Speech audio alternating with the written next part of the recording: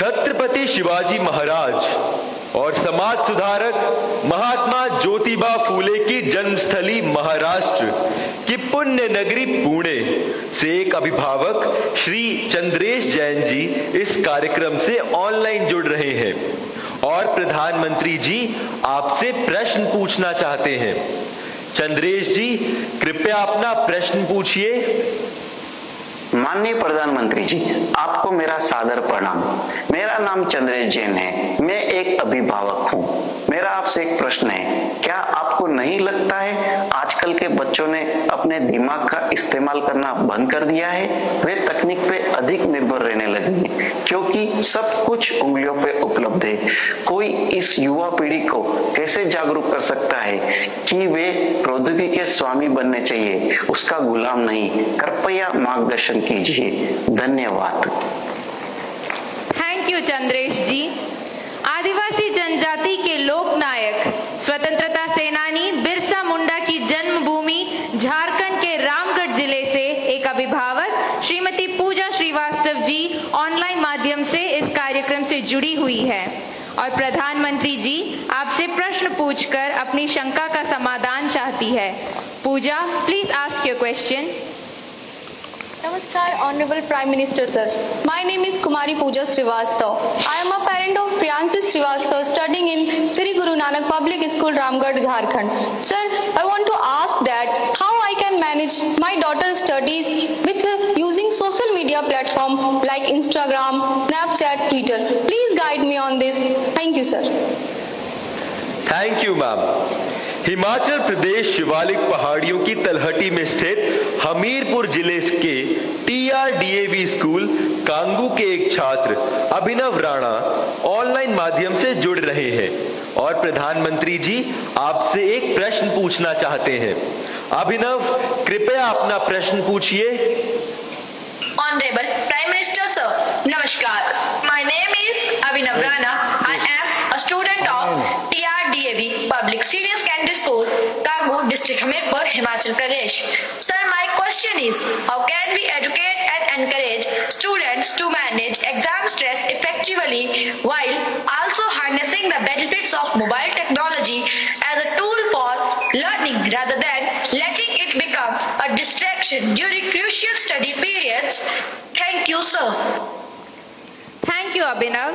प्रधानमंत्री जी, चंद्रेश जैन, पूजा और अभिनव जैसे अनेक लोग जीवन में सोशल मीडिया और टेक्नोलॉजी के बढ़ते दबाव की स्थिति से परेशान हैं। वे सभी तकनीक पर निर्भरता एवं इसके अधिक प्रयोग से होने वाली दुष्प्रभाव से कैसे बचें?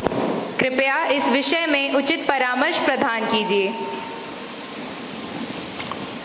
देखिए, हमारे यहाँ शास्त्रों में भी कहा गया है और सहज जीवन में भी कहा गया, किसी भी चीज का अति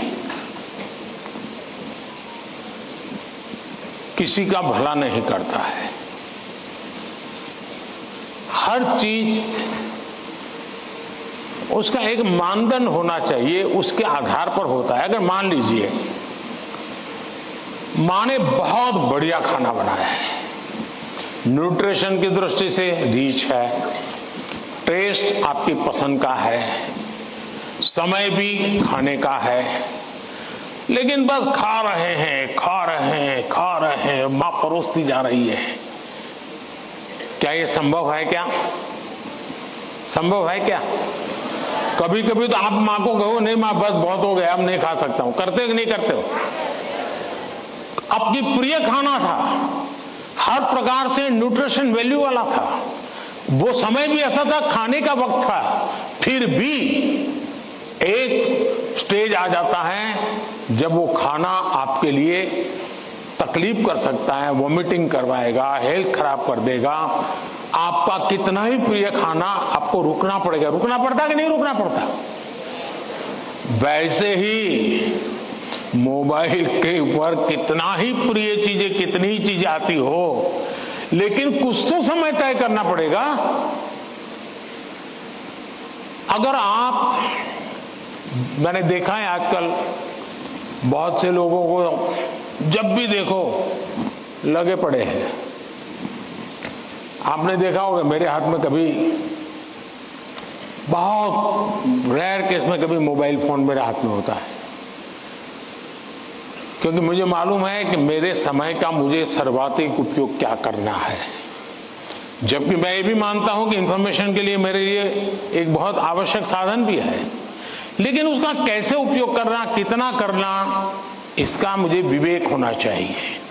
और ये दोनों जो पेरेंट्स की चिंता है वो इन दो की नहीं है, हर पेरेंट्स की चिंता है। शायद ही कोई अपवाद होगा जो माँ बाप खुद भी दिन भर मोबाइल में अटके रहते होंगे ना, वो भी चाहते होंगे कि बेटा इससे बचे। और आपने देखा होगा सबसे बड़ी बात आपके जीवन को बहुत कुंठित कर देता है जी। अगर आप परिवार में देखोगे तो घर के 4 लोग 4 कोने में बैठे हैं और एक दूसरे को मैसेज फॉरवर्ड करते हैं, उठ करके मोबाइल नहीं दिखाते कि देख मैंने ये आया तुम देखो। क्यों? सीक्रेसी। ये इसके कारण एक बहुत बड़ा अविश्वास पैदा करने में ये भी एक साधन बन गया आजकल। अगर मां ने मोबाइल फोन को हाथ लगा दिया, बस आ गया घर में तूफान। तुम कौन होती है मेरे मोबाइल को हाथ लगाने वाली? यही हो जाता है।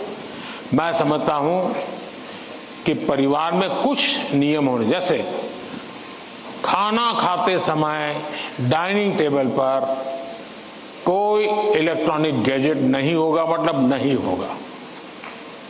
सब लोग खाना खाते समय गप्पे मारेंगे, बातें करेंगे, खाना खाएंगे। ये हम डिसिप्लिन फॉलो कर सकते हैं जी। घर के अंदर मैंने पहले भी कहा है या दोबारा कहता हूं, नो गैजेट जोन, कि भाई ये कमरे में कोई गैजेट की एंट्री नहीं, हम बैठेंगे, बातें करेंगे, गप्पे मारेंगे। परिवार के अंदर वो ऊष्मा का वातावरण उसके लिए जरूरी है। तीसरा, हम हमारे खुद के लिए भी अब टेक्नोलॉजी से हम बच नहीं सकते हैं। टेक्नोलॉजी को बोझ नहीं मानना चाहिए, टेक्नोलॉजी से दूर भागना नहीं चाहिए, लेकिन उसका सही उपयोग सीखना उतना ही अनिवार्य है। अगर आप टेक्नोलॉजी से परिचित हैं, आपके माता पिता को पूरा नॉलेज नहीं है, सबसे पहला आपका काम है आज मोबाइल पर क्या क्या अवेलेबल है उनसे चर्चा कीजिए, उनको एजुकेट कीजिए और उनको विश्वास में लीजिए कि देखिए मैथ्स में मुझे ये चीजें यहां मिलती हैं, केमिस्ट्री में मुझे ये मिलती हैं, हिस्ट्री में ये मिलती हैं, और मैं इसको देखता हूं, आप भी देखिए। तो वो भी थोड़ी रुचि लेंगे। वरना क्या होगा, हर बार उनको लगता होगा कि मोबाइल मतलब ये दोस्तों के साथ चिपका हुआ है, मोबाइल मतलब रील देख रहा है। अगर उसको पता चले कि भाई इसमें ये पार्ट है, इसका मतलब ये नहीं कि माँ बाप को मूर्ख बनाने के लिए बढ़िया चीज दिखा दे और फिर दूसरा करे, ऐसा नहीं हो सकता है। हमने पूरे परिवार में पता होना चाहिए क्या चल रहा है। हमारे मोबाइल फोन का लॉक करने का जो नंबर होता है वो परिवार के सबको अगर पता हो तो क्या नुकसान होगा। परिवार के हर सदस्य को हर एक मोबाइल का अगर इतनी ट्रांसपेरेंसी आ जाए, आप काफी बुराइयों से बच जाएंगे, काफी बुराइयों से बच जाएंगे। कि भाई हर किसी को हर एक भले मोबाइल अलग होगा, लेकिन उसका जो कोड वर्ड है उसको मालूम है, तो ये भला हो जाएगा। दूसरा, आप भी अपना स्क्रीन टाइम को मॉनिटर करने वाले जो एप्स होते हैं उसको डाउनलोड करके रखिए। वो बताएगा कि भाई आपका स्क्रीन टाइम आज इतना हो गया, आपने यहाँ इतना टाइम गंवाया है, आपने इतना टाइम, वो आप स्क्रीन पर ही आपको मैसेज देता है, वो आपको अलर्ट देता है। जितने ज्यादा ऐसे अलर्ट के टूल्स हैं हमने अपने गैजेट्स के साथ जोड़ के रखना चाहिए, ताकि हमें भी पता चले हाँ यार ज्यादा हो गया, अब मुझे रुकना चाहिए। कम से कम वो हमें अलर्ट करता है। एट द सेम टाइम उसकी पॉजिटिव उपयोग कैसे कर सकते हैं।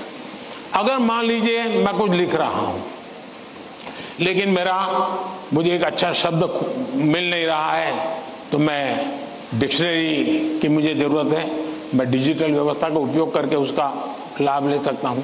मान लीजिए कि मैं कर रहा हूं और मुझे कोई अरिथमेटिक का सूत्र ध्यान नहीं आता है, चलिए मैंने डिजिटल चीज का सपोर्ट सिस्टम ले लिया, पूछ लिया उसको क्या हुआ, फायदा होगा। लेकिन अगर मैं जानता ही नहीं हूं कि मेरे मोबाइल में क्या ताकत है तो मैं क्या उपयोग करूंगा। और इसलिए मुझे तो लगता है कि कभी कभी क्लासरूम में भी मोबाइल के पॉजिटिव पहलू क्या क्या है, पॉजिटिवली उपयोग आने वाली कौन सी चीजें हैं, कभी 10-15 मिनट क्लासरूम में चर्चा करनी चाहिए। कोई स्टूडेंट अपने अनुभव बताएगा कि मैंने उस वेबसाइट को देखा, हमारे स्टूडेंट्स के लिए अच्छी वेबसाइट है। मैंने उस वेबसाइट को देखा, फलाने सब्जेक्ट के लिए वहां अच्छी लर्निंग मिलती है, अच्छे लेसन्स मिलते हैं। मान लीजिए टूर जा रही है कहीं पर, टूर प्रोग्राम हमारे पास है और बच्चे जा रहे हैं कि चलो भाई हम जैसलमेर जा रहे हैं। सबको कहा जाए जरा ऑनलाइन जाओ भाई, जैसलमेर का पूरा प्रोजेक्ट रिपोर्ट बनाओ, तो उसका पॉजिटिव उपयोग करने की आदत डालनी चाहिए। उसको लगना चाहिए कि तुम्हारी मदद में बहुत सी सारी व्यवस्थाएं उपलब्ध हैं, तुम इसका उपयोग करो। जितना ज्यादा सकारात्मकता से आप उपयोग करोगे उतना आपको लाभ होगा। और मेरा आग्रह रहेगा कि हमने उससे दूर भी नहीं भागना है, लेकिन हमने हर चीज का विवेक से और पूरे परिवार में ट्रांसपेरेंसी से, जितनी ज्यादा ट्रांसपेरेंसी आएगी, ऐसे चुप चुप करके देखना पड़ेगा मतलब कुछ गड़बड़ है। जितनी ट्रांसपेरेंसी आएगी उतना लाभ ज्यादा होगा। बहुत बहुत धन्यवाद।